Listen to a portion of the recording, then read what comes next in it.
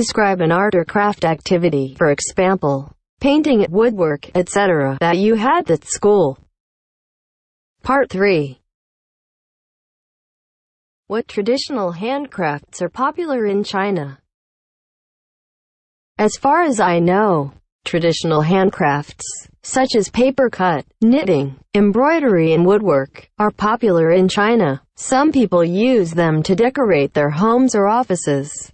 In some circumstances, people send handcrafts to their friends as gifts or souvenirs. What do young people think of traditional handcrafts? In my country, some young people have a great passion for traditional handcrafts, which can be regarded as a part of Chinese culture. They not only make handcrafts by themselves but also introduce them to their foreign friends.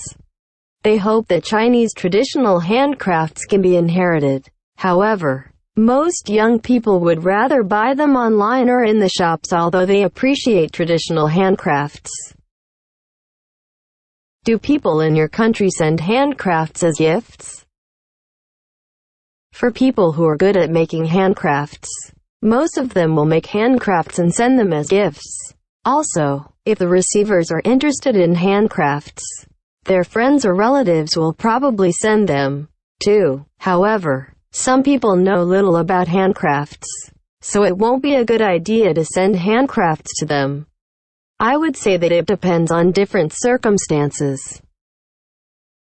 What are the benefits of making handcrafts?